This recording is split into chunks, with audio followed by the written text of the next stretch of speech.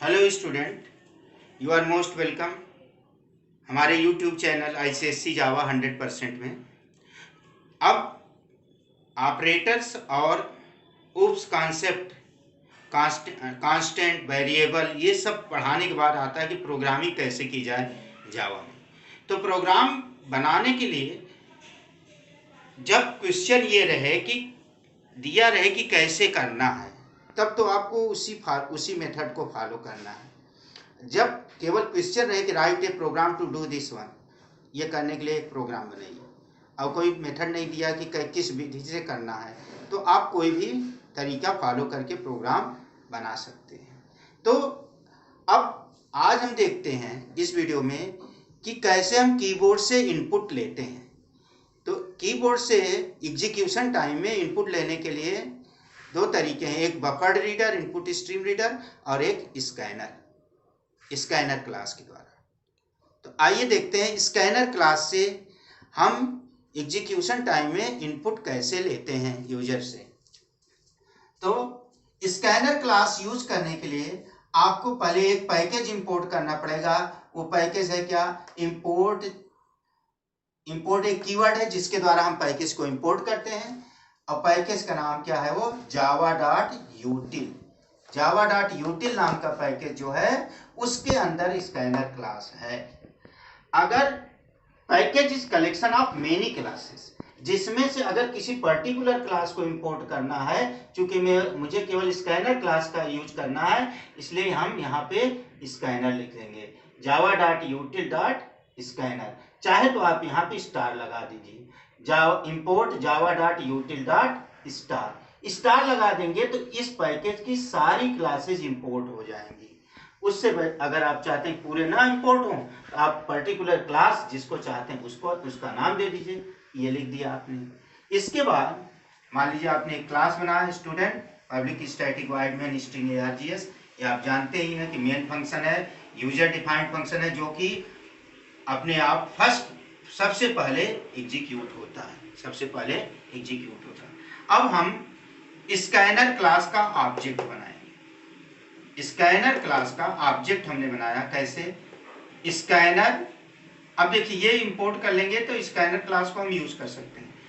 Scanner एक object ले लीजिए, SC या KP या इन किसी नाम से, जैसे वेरिएबल लेते हैं उस नाम से ले लीजिए, equal to new scanner. New keyword है जो मेमोरी एलोकेट करेगा इसकी, और ये कंस्ट्रक्टर है स्कैनर system.in। इस तरह से ये ऑब्जेक्ट बन गया। अब आते हैं कि कैसे हम डिफरेंट टाइप की वैल्यू को रीड करते हैं, जैसे स्ट्रिंग कैसे रीड करते हैं, कैरेक्टर कैसे रीड करते हैं, फ्लोट कैसे रीड करते हैं, ये सब। तो जैसे स्ट्रिंग रीड करना है तो स्ट्रिंग रीड करने के लिए नेक्स्ट मेथड है, तो क्या हो जाएगा? String n equal to SC, ये ऑब्जेक्ट डॉट नेक्स्ट। तो ये आप स्ट्रिंग रीड कर सकते हैं। स्ट्रिंग वैल्यू जैसे नेम हुआ, विद्यालय का नाम हुआ, सिटी का नाम हुआ, ये सब रीड करने के लिए नेक्स्ट मेथड है। नेक्स्ट है कि एक कैरेक्टर वैल्यू कैसे रीड करते हैं। तो कैरेक्टर को रीड करने के लिए स्ट्रिंग का ही इस्तेमाल करेंगे, उसमें कैरेट लगा देंगे। कैरेट आप जानते हैं, जब स्ट्रिंग फंक्शन पढ़ेंगे वहां कैरेट आप पढ़ाएंगे। यहाँ क्या होगा? जैसे कैर हमने लिया जेंडर, मतलब एक कैरेक्टर रीड करना है, xt.next आपका क्या करेगा? स्ट्रिंग को रीड करेगा। जैसे ये क्या करेगा? आपका मेल रीड करेगा, ठीक है। अब मेल का हर कैरेक्टर का एक इंडेक्स नंबर होता है, 0 1 2 3, इस तरह से। तो कैरेट क्या करेगा? इससे जो स्ट्रिंग रीड होगा उसका 0 इंडेक्स का कैरेक्टर रीड करके किसमें डाल देगा? जेंडर में। अगर आपको जेंडर पूरा रीड करना है तो केवल नेक्स्ट स्ट्रिंग टाइप ले लीजिए। तो स्ट्रिंग कैरेक्टर रीड करने के लिए ये मेथड आपको अपनाना पड़ेगा कि स्ट्रिंग रीड करिए, उसका पर्टिकुलर इंडेक्स नंबर, आप जानते हैं मेल फीमेल जैसे ना, तो वो 0 पे मिलेगा, तो ये लगा दिया आपने। अब आते हैं बाकी सब आपका उसी तरह है, जैसे सब में वो टाइप लग जाएगा। जैसे फ्लोट है तो क्या हो जाएगा? SC.next float. मार्क है, ये परसेंटेज रीड करने के लिए। आप यहाँ पे हम मैसेज नहीं यूज किया है, enter the percentage mark, enter the name, बस एक सैंपल मैं दिखा रहा हूं कि कैसे आप इस्तेमाल करते हैं। जब प्रोग्रामिंग करेंगे तो उसमें ये चीज बता देना जरूरी है कि कैसे हम करेंगे। अब फ्लोट रीड करने के लिए ये object dot next float method built in method है जो फ्लोट वैल्यू को रीड करेगा। इंटीजर को रीड करने के लिए नेक्स्ट इंट मेथड है, उसी ऑब्जेक्ट के द्वारा रीड कर लेंगे। इसी तरह डबल को रीड करने के लिए नेक्स्ट डबल वैल्यू है, ये नेक्स्ट डबल मेथड है, उसके द्वारा रीड करके एवरेज में डाल देगा। यहाँ पे हम मैसेज डाल सकते हैं इंटर द एवरेज। इसी तरह लॉन्ग में रीड करना है तो नेक्स्ट लॉन्ग होगा। ये स्कैनर के द्वारा रीड करना, क्योंकि भाई देखिए जब प्रोग्राम बनाना है तो पहले वैल्यू इनपुट होना जरूरी है। जब तक इनपुट नहीं करेंगे कैसे आप प्रोसेसिंग करेंगे, कैसे आप डिस्प्ले करेंगे। तो ये तरीका एक स्कैनर के द्वारा कैसे इनपुट लिया जाता है प्रोग्राम एग्जीक्यूशन के दौरान। मैं लास्ट में वीडियो को थोड़ा रोकता हूं, तो आप चाहे तो उस समय स्क्रीनशॉट कर सकते हैं। तो अब हम देखेंगे कि कैसे हम बफर्ड रीडर और इनपुट स्ट्रीम रीडर का इस्तेमाल करके कीबोर्ड से इनपुट लेते हैं।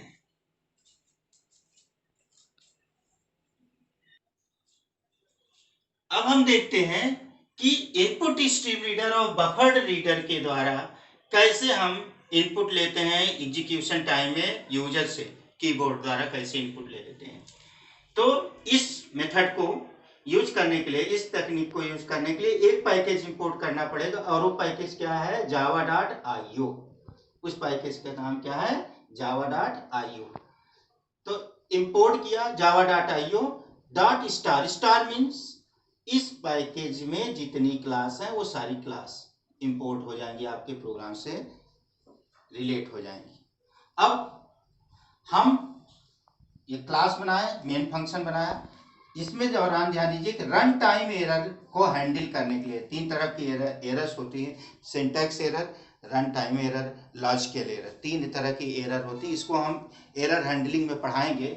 तो यहाँ पे ये चीज जोड़ देना, थ्रोज आईओ एक्सेप्शन, जो रन टाइम एरर आएगी उसको हैंडल करने के लिए ये चीज जोड़ दिया जाता है, उसको हैंडल करने के लिए throws IO exception, run time error को हैंडल करने के लिए, तो ये जोड़ देंगे।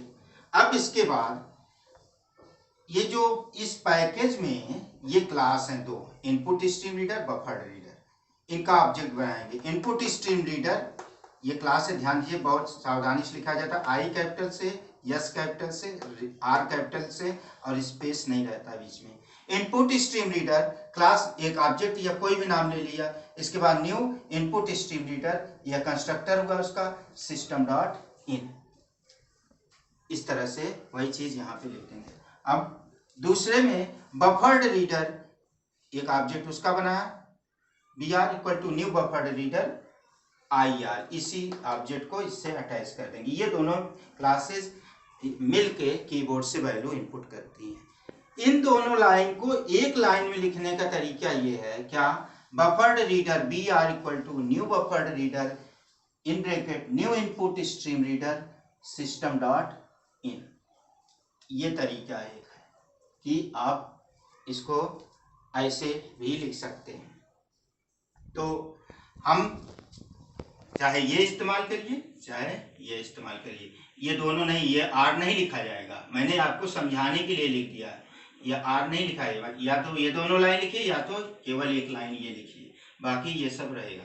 अब नेम रीड करना है तो क्या है, जैसे स्ट्रिंग में है, स्ट्रिंग को कैसे लिखते हैं, रीड लाइन मेथड यूज होता है, रीड लाइन, और ये बफर्ड रीडर का ऑब्जेक्ट यूज होगा, b r dot read line. अगर यहाँ ऑब्जेक्ट यक्स है तो यक्स डॉट रीड लाइन हो जाएगा, ठीक है। रीड लाइन मेथड स्ट्रिंग में रीड करता है। अब कैरेक्टर रीड करने के लिए, एक कैरेक्टर रीड करने के लिए आपका होता है रीड मेथड, और उसका टाइप कास्टिंग लग जाएगा कैर। क्यों, क्योंकि इस विधि में, इस उसमें वैल्यू रीड जो करते हैं वो स्ट्रिंग फॉर्मेट में सबको लेता है, स्ट्रिंग मान के, जैसे नंबर इनपुट कर रहे हैं 25, तो इसको स्ट्रिंग मानता है जावा। तो डिफरेंट मेथड यूज होते हैं उसको उस पर्टिकुलर टाइप में, प्रिमिटिव टाइप में कन्वर्ट करने के लिए। तो ये कैर टाइप कास्टिंग लग जाएगा, जो रीड हो ये वैल्यू उसको कैरेक्टर में कन्वर्ट कर। तो एक तरीका यह है कि कैरेक्टर कैसे रीड करते हैं ये याद कर लीजिए। अब आते हैं बाकी सब जो जरूरी होते हैं, जैसे इंटीजर कैसे रीड कर, जैसे मार्क रीड करना तो यहाँ लिख देंगे integer dot parseInt br dot read line. br dot read line क्या करेगा, स्ट्रिंग को रीड करेगा एज ए न्यूमेरिक फॉर्म में, जैसे 25 आपने डाला तो इसको स्ट्रिंग मानेगा, br डॉट लाइन इससे रीड करेगा, पार्सिंट क्या करेगा, उस स्ट्रिंग को इंटीजर में कन्वर्ट कर देगा। और ये बिल्ट इन मेथड है, ये मेथड का काम करेगा जब उसका रैपर क्लास इंटीजर लगेगा, तो integer dot parseInt br dot read line. इसी तरह फ्लोट को रीड करना है, फ्लोट टाइप को, तो पार्स फ्लोट मेथड होता है जो स्ट्रिंग को फ्लोट में कन्वर्ट करता है, पार्स फ्लोट मेथड, और इसका रैपर क्लास है फ्लोट। तो रैपर क्लास क्या है, वैल्यू को ऑब्जेक्ट में कन्वर्ट कर देता है। तो फ्लोट ये फंक्शन तभी काम करेगा जब ये उसका रैपर क्लास लगा रहेगा। रैपर क्लास को अलग से हम देख लेंगे। अब आता है एवी double dot parse double br dot read line, L capital से रहेगा, ठीक है। स्ट्रिंग को डबल में कन्वर्ट करने के लिए पार्स डबल मेथड है। इसी तरह लॉन्ग को कन्वर्ट करने के लिए पार्स लॉन्ग मेथड है, और वो किस क्लास में है, लॉन्ग क्लास में। ये तो हुआ कीबोर्ड से इनपुट करना कैसे, कि अब हर जगह हम यहाँ पे मैसेज आ सकते हैं कि enter the name, enter the gender, system dot out dot print करके डाल सकते हैं और वैल्यू रीड कराते चले जाएंगे। ये दूसरा तरीका है प्रोग्राम करने का बफर्ड रीडर के द्वारा।